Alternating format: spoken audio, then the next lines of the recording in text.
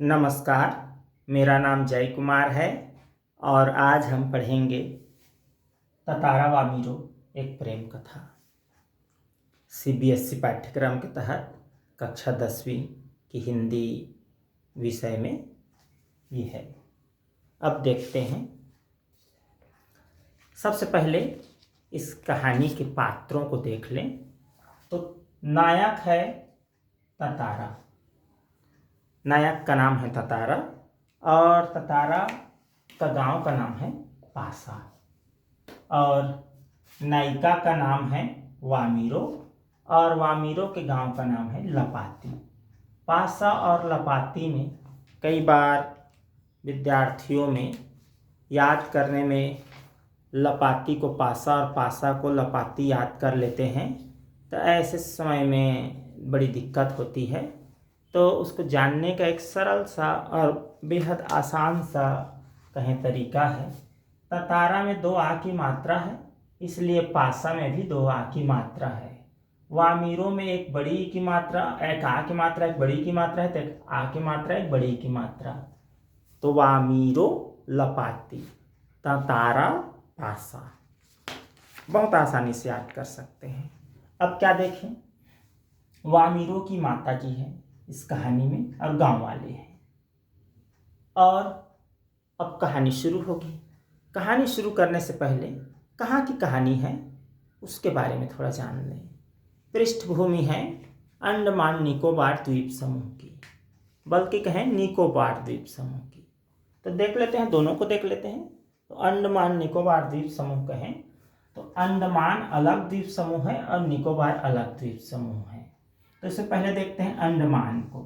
अंडमान जो द्वीप समूह है, अब भारत के नक्शा में हम देखेंगे तो ये जो हमारे बंगाल की खाड़ी है, इससे काफी दूर है अंडमान। इधर बल्कि ये मलेशिया, थाईलैंड, सिंगापुर तरफ से कहना चाहिए उनको, वो बहुत नज़दीक पड़ता है। तो खैर भूगोल में हम ज़्यादा नहीं जाएं। तो ये जो है अंडमान द्वीप समूह है ऊपर वाला, इसकी राजधानी है, दोनों द्वीप समूह दोनों मिला करके ये केंद्र शासित प्रदेश है। तो इसकी राजधानी है पोर्ट ब्लेयर। क्या? Port Blair. पोर्ट ब्लेयर यहाँ की राजधानी है। और इसी के दक्षिणी बिंदु में जो दिख नहीं रहा है आपको नक्शे में, ये काफी नीचे दक्षिणी बिंदु में है, ये लिटिल अंडमान। और जो कि पोर्ट ब्लेयर से, किससे? पोर्ट ब्लेयर से 100 किलोमीटर दूर है। माने अंडमान निकोबार द्वीप समूह की जो राजधानी है उससे 100 किलोमीटर दक्षिण की ओर लिटिल अंडमान है। और अब देखें निकोबार द्वीप समूह को देखें तो निकोबार द्वीप समूह की शुरुआत होती है एक तरह से छोटे मोटे छोड़ दें तो एकदम कार निकोबार से। कार निकोबार जो है ये निकोबार की पहला द्वीप है, पहला प्रमुख द्वीप। और लिटिल अंडमान और कार निकोबार के बीच की दूरी है 96 किलोमीटर।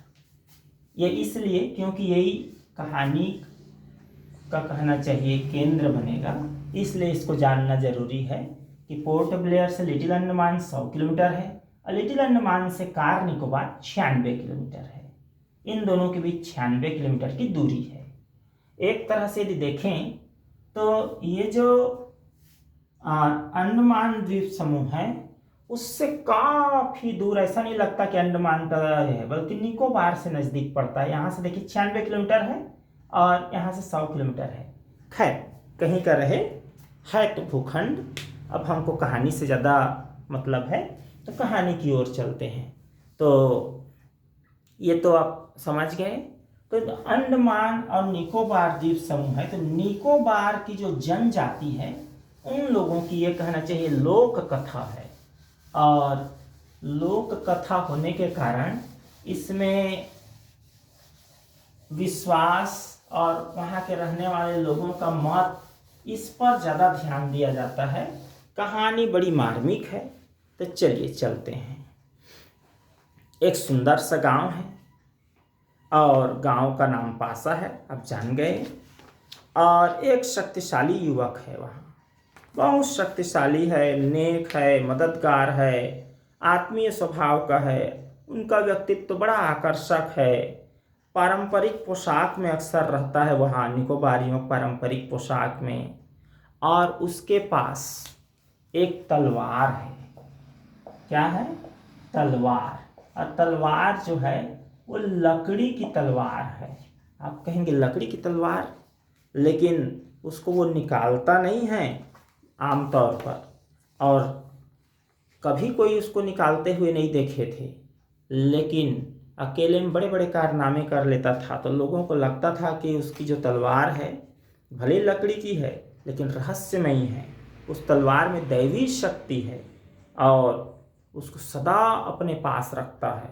कभी भी कोई सामाजिक कार्यक्रम हो, कोई धार्मिक कार्यक्रम हो, कुछ भी हो, हर जगह उस तलवार को ले जाता है। और इस युवक का नाम है ततारा, जो कि इस कहानी का नायक है और बड़ा चर्चित व्यक्तित्व है उनका। और मुसीबत में सब उसको याद करते हैं, सब उसको बुलाते हैं। जब भी कोई परेशानी हो तो ततारा को बुलाते हैं। और इसी के साथ और हम आगे बढ़ें तो पर्व त्योहार में उनको अवश्य ही याद किया जाता है। कोई उत्सव हो, पर्व हो, त्योहार हो तो उसको अवश्य याद किया जाता है, आमंत्रित किया जाता है। दूसरे गांव के लोग भी उसको बड़े प्रेम से आमंत्रित करते हैं और वो वहाँ जाते हैं, अवश्य जाते हैं। एक तरह से युवक है लेकिन उनका बड़ा रोल है, उनकी बड़ी भूमिका है। तो चलिए आगे अब हम चलते हैं। तो इस तरह से तो उनका हालचाल है। एक दिन भर के परिश्रम के बाद बहुत थका हुआ था और शाम के समय वो समुद्र के किनारे चला गया, अपने ही गांव के समुद्र के किनारे, क्योंकि द्वीप समूह है, थोड़ी थोड़ी दूर में आपको समुद्र मिलेगा। तो एक चट्टान पर बैठ गया और शाम का समय था और सब निहारता रहा, देखता रहा। अब आगे की कहानी को इधर कहना चाहिए, मैं अपने शब्दों में कहूँगा तो कम अच्छा लगेगा, इसलिए लेखक के शब्दों में ही कहना ज़्यादा उचित है। तो मैं कहानी का पाठ करूँगा, कुछ देर सुनिए। एक शाम ततारा दिन भर के अथक परिश्रम के बावजूद समुद्र किनारे टहलने निकल पड़ा। सूरज ढल रहा था, समुद्र से लगे क्षितिज तले डूबने को था। समुद्र से ठंडी बयारें आ रही थी, पक्षियों की सायंकालीन चहचहाहटें शनैः शनैः क्षीण होने को थी। उनका मन शांत था। विचार मग्न ततारा समुद्री बालू पर बैठकर सूरज की अंतिम रंग बिरंगी किरणों को समुद्र पर निहारने लगा। तभी कहीं पास से उसे मधुर गीत गूंजता हुआ सुनाई दिया। गीत मानो बहता हुआ उसकी तरफ आ रहा हो। बीच बीच में लहरों का संगीत सुनाई देता। गायन इतना प्रभावी था कि वह अपने सुध बुध खोने लगा। लहरों के एक प्रबल वेग ने उसकी तंद्रा भंग कर दी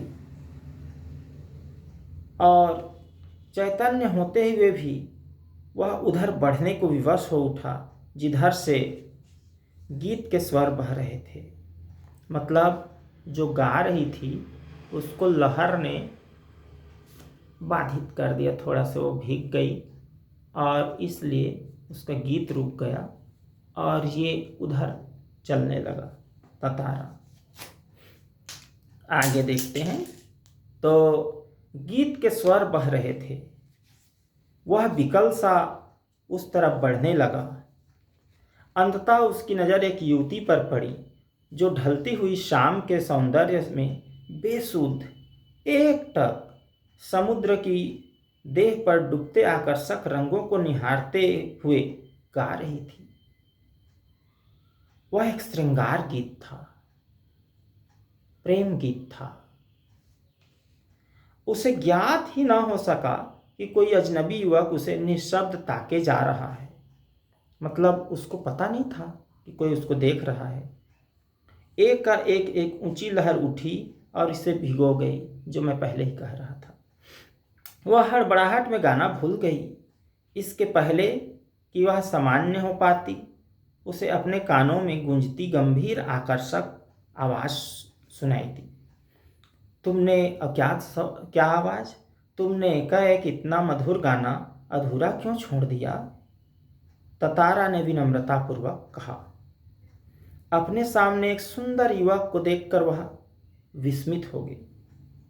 उसके भीतर किसी कोमल भाव का संचार हुआ, किंतु अपने को संयत कर, संतुलित कर उसने बेरुखी के साथ जवाब दिया।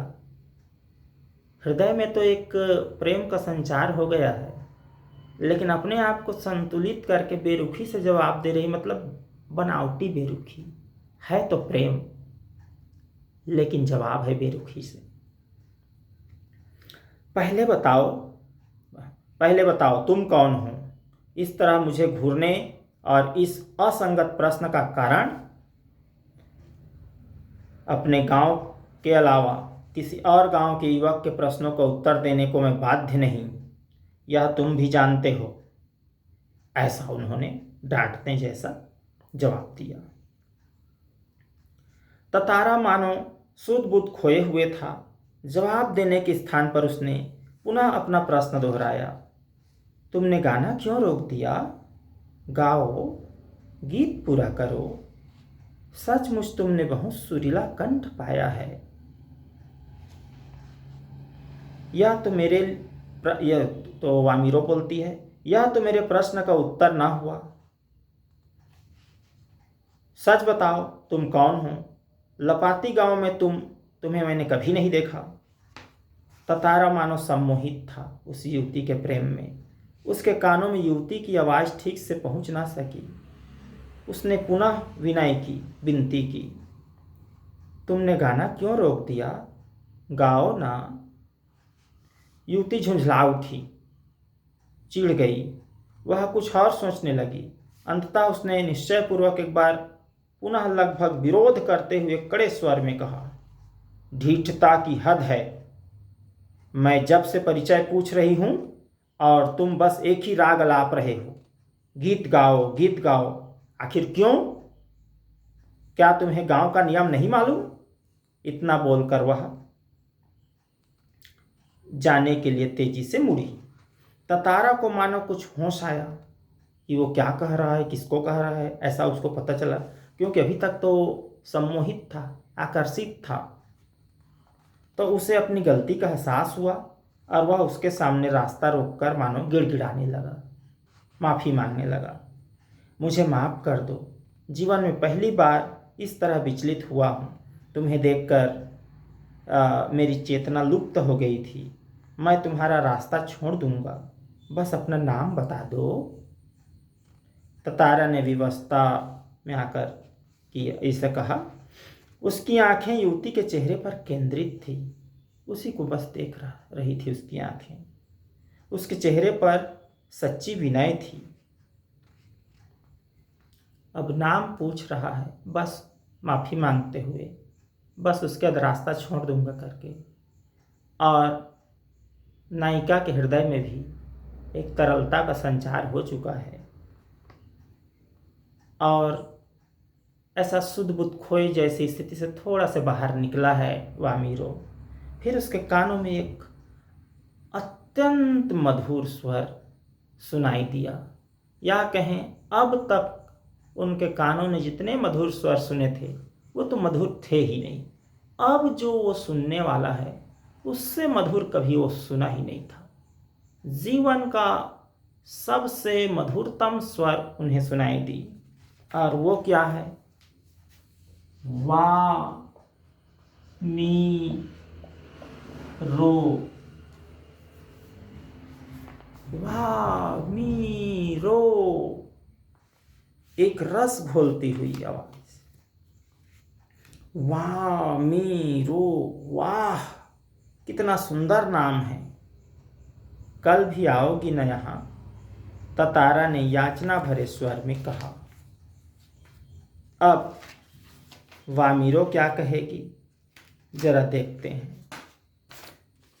कहती है, नहीं, शायद कभी नहीं। अब उन्होंने क्या लगा दिया, शायद।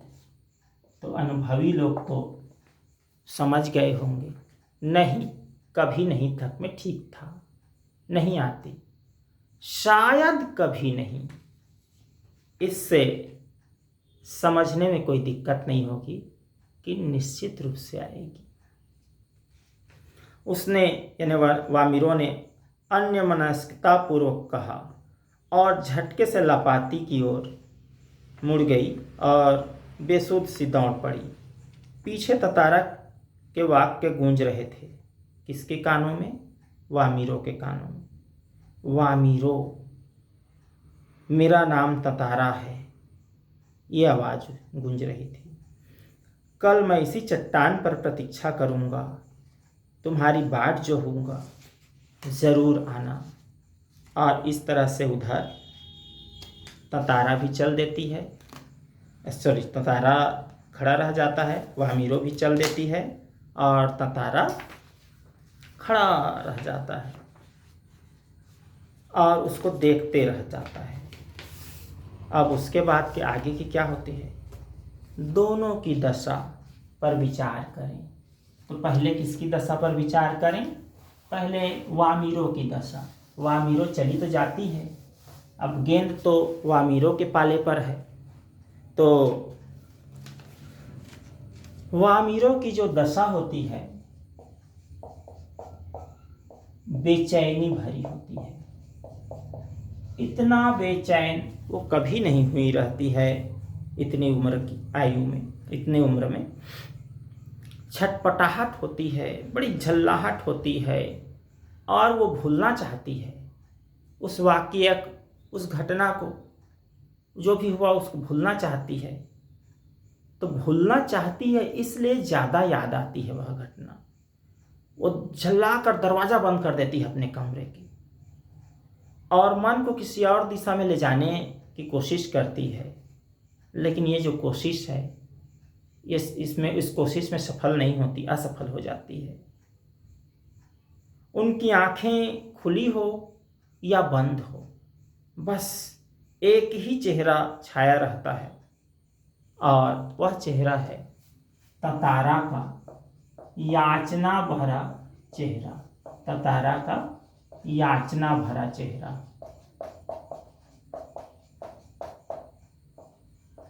ततारा का याचना भरा चेहरा।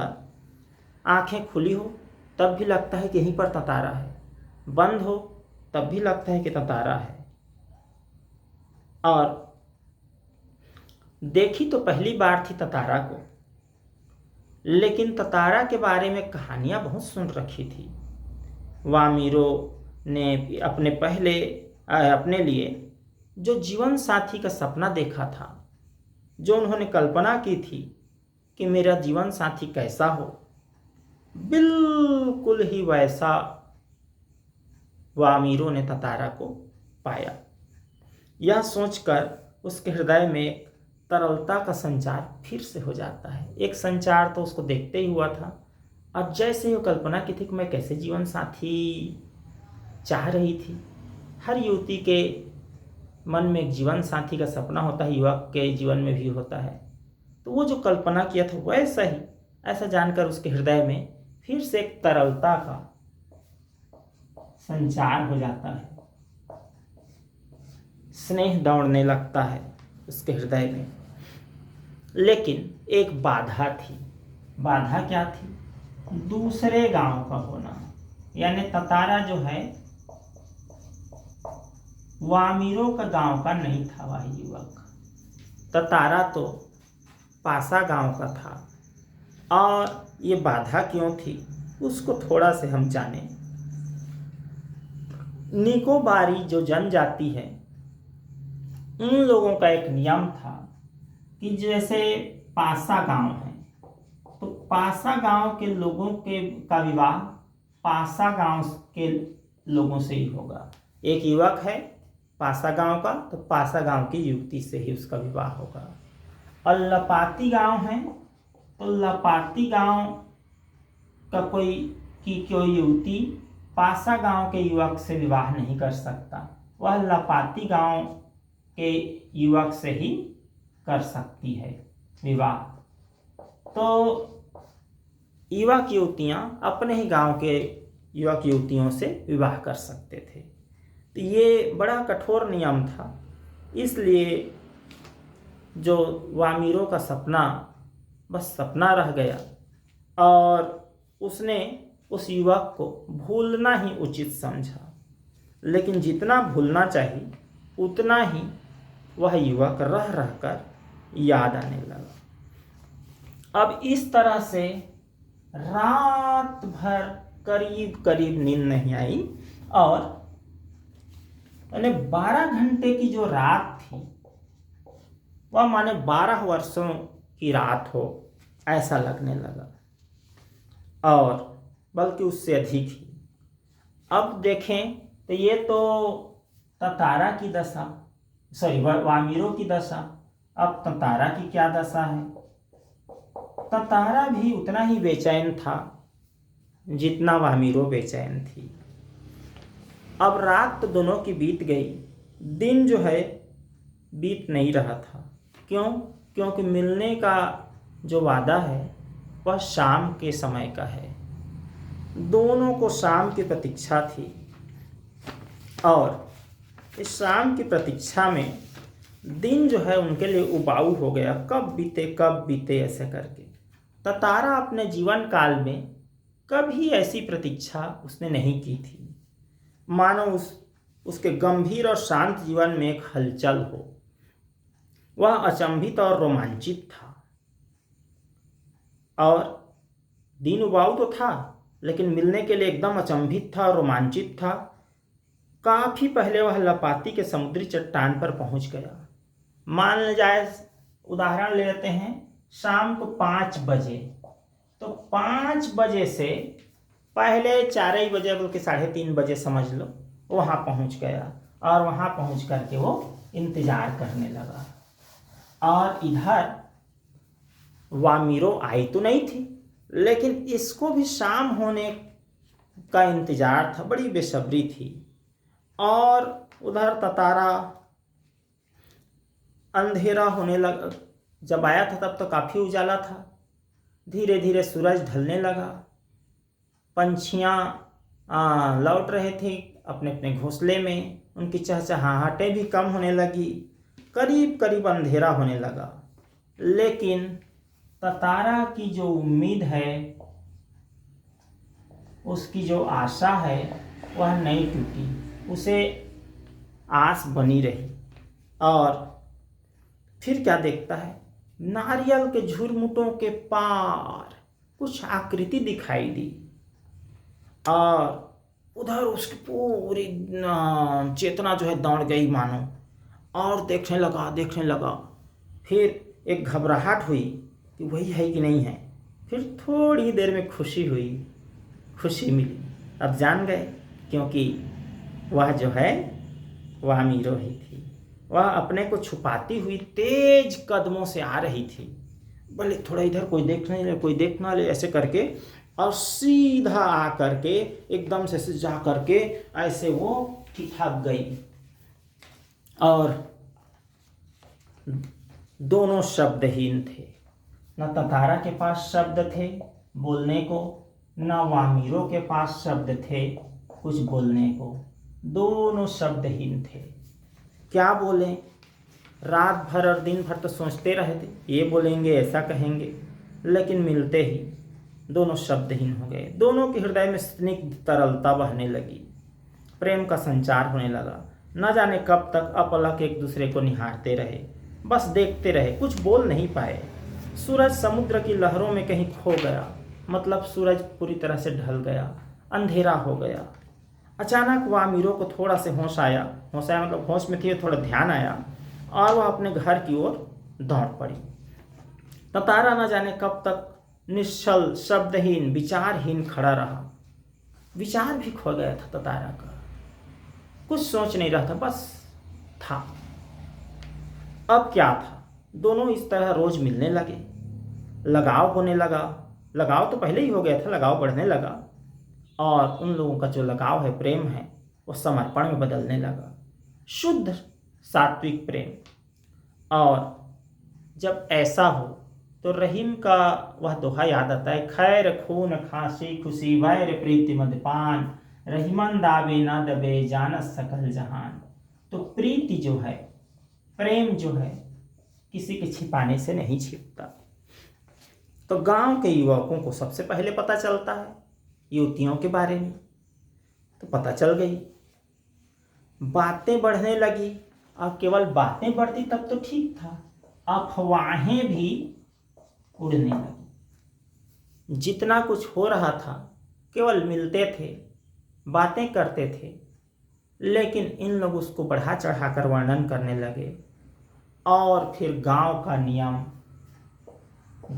नियम सामने आ गया। तो गांव का नियम क्या था कि लपाती की किसी युवती का विवाह लपाती गांव से ही होना है और बाहर से नहीं हो सकता। तो क्या करें, दोनों को लोगों ने समझाया, ततारा को भी समझाया कि देखो ततारा, यह संभव नहीं है, तुम उस युवती के प्रेम के चक्कर में मत पड़ो, छोड़ो। लेकिन ततारा नहीं छोड़ सकता था।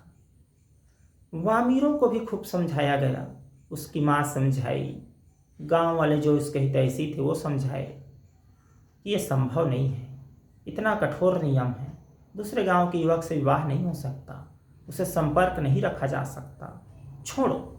लेकिन दोनों ही अपने अपने फैसले पर अड़िग रहे, उनको इस समझाइश का कोई प्रभाव नहीं पड़ा। अब ये कहानी यहीं पर इसको थोड़े से रोकते हैं और घटनाक्रम में कुछ परिवर्तन आता है।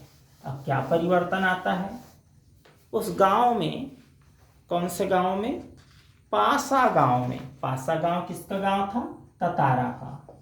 पासा गांव में पशु पर्व का आयोजन होता है। किसका आयोजन, पशु पर्व का। पशु पर्व क्या है, पशुओं के बीच आपस में लड़ाने की प्रतियोगिता, जैसे सांड को लड़ाना, मुर्गियों को भी लड़ाना, इस तरह कई। और पशु के साथ बलिष्ठ बलिष्ठ युवक पहलवानों को भी लड़ाना, साथ ही नाच गान, उत्सव, खाना पीना, ये सब होता था, एक तरह से मेला जैसा। और ततारा को पहली बार ऐसा हुआ कि वो सब में रस नहीं आने लगा। वो व्याकुल आंखें बस नारियल के झुरमुटों की ओर देखती रही थी। और ऐसे देखते देखते उसको कुछ दिखा, पास गया तो वामीरो थी। अब आगे मैं एक अनुच्छेद, एक पैराग्राफ पढ़कर सुनाता हूं, आप सुनिएगा। वह वामीरो थी जो भयवश सामने आने में झिझक रही थी। उसकी आंखें तरल थी, होंठ कांप रहे थे। ततारा को देखते ही वह फूट कर रोने लगी। ततारा विह्वल हो उठा। उससे कुछ बोलते ही नहीं बन रहा था। रोने की आवाज़ लगातार ऊंची होती जा रही थी। ततारा किंग कर्तव्य विमूढ़ था। वामीरो के रुदन स्वरों को सुनकर उसकी माँ वहाँ पहुँची। वामीरो की माँ पहुँच गई और दोनों को देखकर आग बबूला हो उठी, क्योंकि उनको समझा चुके थे, फिर भी मिल रहे थे इसलिए आग बबूला हो गई। सारे गांव वालों की उपस्थिति में यह दृश्य उसे अपमानजनक लगा। अभी की परिस्थिति के हिसाब से सामान्य घटना ही कहेंगे, लेकिन प्राचीन काल के हिसाब से यह बड़ी सी बड़ी घटना थी। इस बीच गांव वाले के कुछ लोग भी वहीं पहुंच गए। वामीरों की माँ क्रोध में उफन उठी, उसे ततारा को तरह तरह से अपमानित किया। गांव के लोग भी ततारा के विरोध में आवाज उठाने लगे। यह ततारा के लिए असहनीय था। वामीरो अब भी रोए जा रही थी। ततारा भी गुस्से में भर उठा। वामीरों का रोना ततारा के गुस्से के लिए और ज़्यादा बड़ा कारण बना। ततारा भी गुस्से में भर उठा। उसे जहाँ विवाह की निषेध परंपरा का क्षोभ था, ये कैसा नियम है, ये नियम क्यों ऐसा, वहीं अपनी असहायता पर खींच, क्योंकि वो वामिरों की सहायता नहीं कर पा रहा था। वामिरों का दुख उसे और गहरा कर रहा था। उसे मालूम न था कि क्या कदम उठाना चाहिए, क्या करे क्या ना करे, ये तो अब ततारा को पता ही नहीं। और दोनों शब्दहीन थे। न ततारा कुछ बोल पा रहा था, न वामिरो कुछ बोल पा रही थी। दोनों ही एक दूसरे के प्रति असहाय थे। दोनों के हृदय में स्निग्ध तरलता बहने लगी, लेकिन दोनों असहाय थे, दोनों शब्दहीन थे, लेकिन दोनों के हृदय शांत नहीं था। दोनों के हृदय में एक तरलता बह रही थी, एक प्रेम का संचार हो रहा था। न जाने कब तक अपलक निहारते रहे दोनों एक दूसरे को। और एक मिनट, ओके, अपलक निहारते रहे। सूरज समुद्र की लहरों में कहीं खो गया और बीच में थोड़े से व्यवधान आई थी, उसके आगे पढ़ें तो शब्दहीन हो गए थे। उस तरफ को थोड़ा से छोड़ें। और दोनों को समझाया गया, वो जो नहीं समझ में आया, दोनों कहना चाहिए असहाय स्थिति में थे। उसके बाद कहना चाहिए गुस्से में आ गया था ततारा। तो ततारा जो है तलवार निकालकर वो जमीन पर घोंप देता है, तलवार निकालता है, जमीन पर गाड़ देता है गुस्से से। और चारों तरफ सन्नाटा, और लोगों ने एक ऐसी कल्पना नहीं की थी ततारा जैसे शांत, गंभीर, धीर, वीर व्यक्ति जो है गुस्से में आकर इस पर तलवार घोंप देगा। और उसके तलवार के कारनामे तो सबने सुन ही रखे थे। जहां पर उसने तलवार घोंपा वहां पर से धरती में दरारें आने लगी, इधर फट गई, इधर फट गई और दरारें आने लगी।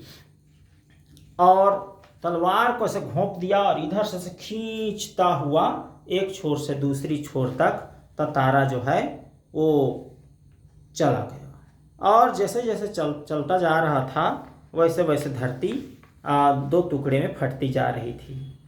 और इधर कहना चाहिए चीखती हुई दौड़ती हुई वामिरो उसको बोल रही थी कि ततारा ततारा। लेकिन ततारा को जब होश आया, उसका गुस्सा थोड़ा कम हुआ, तो उसकी ओर वो देखा तो धरती धंसने लगी थी, दो टुकड़े में बट चुकी थी। जैसे ही तलवार एक किनारे से आप दूसरे तक ले गए, इधर अलग उधर अलग, ऐसा। अब ततारा इस ओर, वामिरो उस ओर, और ततारा जिस ओर है उस ओर की धरती धंसने लगी, नीचे जाने लगी। तो और ततारा जो है वामिरो की ओर पहुंचने के लिए जोर से छलांग लगाया तो उस छोर तक थोड़ा से पहुंचा, लेकिन फिसल गया और नीचे गिर गया और चिल्लाने लगा, वामिरो वामिरो। उधर से वामिरो पुकार रही थी कि ततारा ततारा। और ततारा जो है लहूलुहान हो गया था, क्योंकि तलवार चलाने और वो उधर से छलांग लगाने पर उनको जो चोटें आई थी उसके कारण लहूलुहान हो गया था। और ततारा वहीं पर बेहोश हो गया ततारा। वह सागर की लहरों में बह गया। फिर क्या हुआ उसको कोई नहीं जानता। बेहोश हो गया, सागर की लहरों में बह गया, क्योंकि दोनों के बीच खाई उत्पन्न हो गई। इधर के लोग तो गुस्से में थे, उसके विरोध में थे, बचाने भी नहीं गए। बचाने के लिए एक ही थी, वामिरो, जो इतने खतरनाक स्थिति से बचा नहीं पाती, और उसको जाती ही बचाने के लिए तो उसकी माँ और लोग जाने नहीं देते। और इस तरह से वामिरो प्रयास ही नहीं कर पाई, कुछ बचा ही नहीं पाई। और ततारा का क्या हुआ ये कोई नहीं जानता। अब वामिरो के बारे में थोड़ा जान लें, वामिरो की क्या स्थिति हुई। आप सोचेंगे ठीक हो जाए, बिल्कुल नहीं, पागल सी हो गई। ततारा को खोजती हुई वहाँ पहुँच जाना, यानी वहाँ से चली तो गई घर, लेकिन घर में पहले जैसे नहीं रहने लगी, पागलों सी रहने लगी। हर शाम को, दोपहर, सुबह जब मन करता उस स्थान पर, उस समुद्र के तट पर वो पहुंच जाती, वहाँ खोजती, पता करती, देखती, घंटों वही एकदम गुमसुम सी खड़ी रहती। धीरे धीरे खाना पीना भी छोड़ती गई आमिरो जो है, और परिवार से बिल्कुल कटी कटी सी अलग रहने लगी। घर से कहीं निकल गई एक दिन और फिर वह नहीं लौटी, निकली तो फिर नहीं लौटी, और उसके बाद लोगों ने खोजा, उसके माता पिता, गांव के लोगों ने खोजा, फिर कहीं नहीं मिली, उसका सुराग तक नहीं मिला, कपड़े लत्ते तक कहीं पर नहीं मिले। और इस तरह से एक के बाद एक, पहले ततारा फिर वामिरो का कुछ पता नहीं चला।